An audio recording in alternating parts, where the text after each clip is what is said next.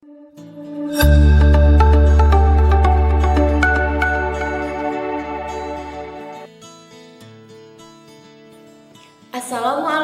warahmatullahi wabarakatuh. Halo teman-teman semuanya, bagaimana kabarnya hari ini? Saya harap teman-teman semuanya dalam keadaan sehat dan tetap semangat.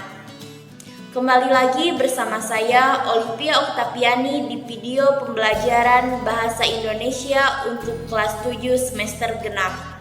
Adapun materi yang akan dibahas pada video pembelajaran kali ini yaitu struktur dan kaidah kebahasaan teks fabel.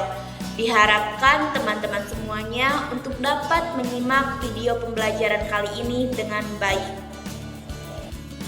Sebelum kita semua memulai pembelajaran, alangkah baiknya kita berdoa terlebih dahulu. Berdoa dimulai. Berdoa cukup. Teman-teman semuanya diharapkan untuk dapat mengisi daftar hadir terlebih dahulu sebagai bukti bahwa teman-teman telah mengikuti pembelajaran pada kali ini. Dengan cara teman-teman semuanya boleh men-scan barcode yang tersedia pada slide ini. Baik teman-teman, adapun tujuan pembelajaran pada materi kali ini yaitu peserta didik mampu memahami struktur dan kaidah kebahasaan teks fabel. Indikator pembelajarannya yaitu yang pertama, peserta didik mampu menjelaskan struktur teks fabel. Yang kedua, peserta didik mampu mengidentifikasi ciri isi bagian struktur teks fabel. Yang ketiga, peserta didik mampu menjelaskan kaidah kebahasaan teks fabel. Baik teman-teman, kita masuk pada pembahasan yang pertama. Di sini, apakah ada yang tahu apa saja struktur dari teks fabel? Baik teman-teman, kita bahas satu persatu. Yang pertama yaitu ada orientasi. Ada yang tahu apa itu struktur orientasi? Orientasi merupakan bagian yang ada pada awal cerita. Pada bagian orientasi ini, biasanya paragraf dalam teks fabel diawali dengan deskripsi latar atau diawali dengan latar dan kegiatan tokoh maupun diawali dengan latar di masa lalu. Baik, untuk struktur yang kedua yaitu komplikasi. Komplikasi adalah bagian munculnya permasalahan, di mana tokoh utama bertentangan dengan konflik. Bagian komplikasi harus terdapat dalam teks fabel. Apabila tidak terdapat komplikasi, maka masalah harus diciptakan. Pada bagian komplikasi ini biasanya dapat diawali dengan konflik batin, konflik fisik, maupun diawali dengan perubahan latar dan peristiwa tidak mengenakan kepada tokoh. Kemudian struktur yang ketiga yaitu resolusi. Resolusi adalah bagian teks yang mengandung pemecahan masalah yang sudah dialami ataupun yang dirasakan oleh tokoh dalam cerita fabel. Pada paragraf resolusi ini ditandai dengan meredanya konflik dan diawali dengan dialog yang menandakan amannya keadaan. Dan yang terakhir yaitu koda. Koda merupakan bagian akhir yang biasanya sering diselipkan nilai-nilai moral maupun amanat yang dapat diambil dari cerita itu sendiri. Sebelum masuk pada pembahasan selanjutnya, silahkan kalian kerjakan terlebih dahulu kuis 1 dengan cara scan barcode yang ada pada layar kalian. Baik, pembahasan yang kedua yaitu ciri isi struktur teks fabel. Apa saja cirinya? Mari kita simak bersama-sama. Pertama yaitu ciri dari struktur orientasi, yaitu terdapat pengenalan tokoh, latar, watak tokoh, dan konflik. Kedua yaitu ciri struktur komplikasi, yaitu terdapat hubungan sebab akibat sehingga muncul masalah hingga masalah itu memuncak. Yang ketiga yaitu ciri dari struktur resolusi, di mana pada struktur ini terdapat penyelesaian masalah pada cerita tersebut. Yang keempat yaitu ciri dari struktur koda, di mana terdapat nilai moral yang diungkapkan pengarang secara eksplisit pada akhir cerita. Baik teman-teman, untuk selanjutnya terdapat contoh dari cerita Fabel. Saya harap kalian semua menyimak cerita tersebut dengan baik, karena ada kuis 2 yang harus kalian jawab. Saya izin menonaktifkan video saya. Pada suatu hari, ada seekor semut yang sedang mencari makanan. Ia terus berjalan menelusuri hutan sampai akhirnya ia melihat pohon apel yang berbuah lebat. Pohon itu terletak di seberang sungai yang berarus deras. Untuk sampai ke pohon itu, tentunya dia harus menyeberangi sungai itu.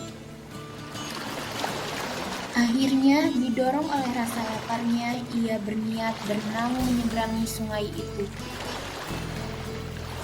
Tetapi ia gagal dan mulai tenggelam. Dia berusaha berteriak meminta pertolongan dari hewan lain yang sekitarnya melewati sungai itu. "Tolong, aku tenggelam." Namun sayangnya tak seorang pun yang dapat menolongnya. Semut pasrah dan hampir tenggelam karena kehabisan tenaga. Ketika ia menyerah,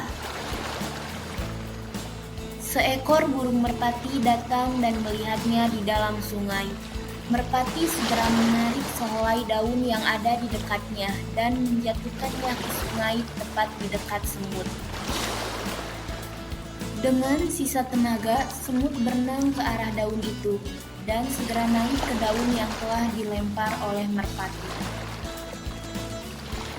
Setelah kembali ke tepi sungai, semut bersyukur karena merpati telah menyelamatkannya.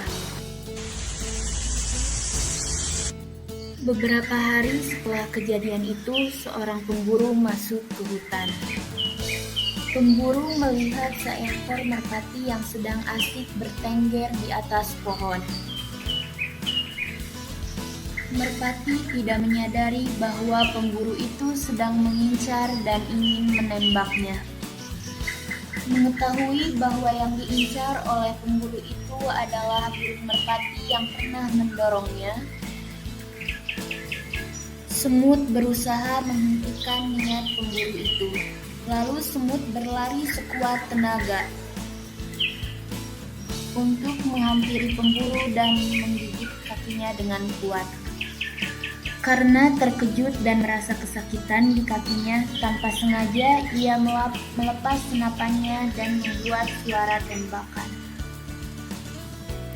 Suara itu mengagetkan merpati dan menyadarkannya bahwa ia sekarang dalam bahaya. Lalu merpati segera terbang dan pergi menjauh dari pemburu. Sebelum masuk pada pembahasan selanjutnya, silahkan kalian kerjakan terlebih dahulu kuis 2 dengan cara scan barcode yang ada pada layar kalian. Baik, pembahasan yang ketiga yaitu kaidah kebahasaan teks fabel. Ada yang tahu apa saja kaidah kebahasaan teks fabel? Baik, kalau begitu mari kita simak secara bersama. Kebahasaan teks fabel yang pertama adalah menggunakan kalimat langsung. Kalimat langsung adalah kalimat yang diucapkan secara langsung pada orang yang dituju. Kalimat langsung ditandai dengan pemakaian tanda petik. Kaidah kebahasaan teks fabel yang kedua adalah menggunakan kalimat tidak langsung. Kalimat tidak langsung adalah kalimat yang melaporkan atau memberitahukan perkataan orang lain dalam bentuk kalimat berita. Kalimat tidak langsung tidak menggunakan kata petik. Kaidah kebahasaan teks fabel yang ketiga adalah menggunakan tanda seru. Dalam penulisan kata seru, tanda koma dipakai untuk memisahkan kata seru seperti oh, ya, wah, aduh dari kata lain yang terdapat dalam kalimat. Kan kata sandang si dan sang. Kaidah penulisan kata sandang si dan sang yaitu si dan sang terpisah dengan kata yang diikutinya. Kata si dan sang ditulis dengan huruf kecil bukan huruf kapital. Baik teman-teman, kaidah kebahasaan teks fabel yang terakhir adalah penggunaan kata depan. Kata depan di, ke, dari diikuti kata keterangan tempat atau keterangan waktu. Penulisan kata depan dipisah dengan kata yang mengikutinya. Baik, untuk selanjutnya silahkan kalian kerjakan terlebih dahulu kuis 3 dengan cara scan barcode yang terdapat pada layar kalian. Baik teman-teman, adapun kesimpulan pembelajaran pada pertemuan kali ini, yakni terdapat 3 indikator.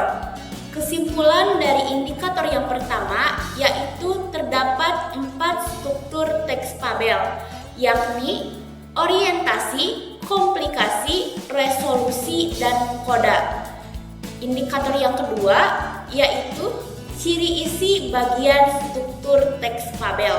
Yang pertama ada orientasi, terdapat latar, tokoh, watak tokoh, dan konflik.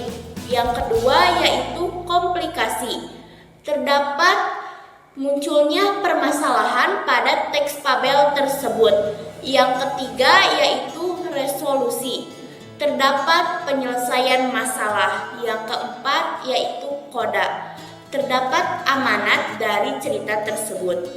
Adapun kesimpulan indikator yang ketiga yaitu struktur kebahasaan teks fabel. Ada 5 struktur kebahasaan teks fabel. Yang pertama, kalimat langsung. Yang kedua, kalimat tidak langsung. Yang ketiga, menggunakan kata seru. Yang keempat, menggunakan kata sandang si dan sang. Dan yang kelima, menggunakan kata depan. Nah teman-teman, itu tadi materi pada pembahasan kali ini. Untuk mengasah pemahaman kalian tentang materi kali ini, silahkan kalian kerjakan soal evaluasi yang telah tersedia pada slide ini. Dengan cara, kalian semuanya bisa men-scan barcode yang telah tersedia. Tetap semangat dan selamat mengerjakan. Nah teman-teman, demikianlah pembelajaran hari ini, materi mengenai struktur dan kaidah kebahasaan teks fabel. Saya berharap teman-teman semuanya dapat memahami pembelajaran hari ini. Sampai berjumpa pada pembelajaran selanjutnya dengan materi yang tidak kalah menarik. Wassalamualaikum warahmatullahi wabarakatuh.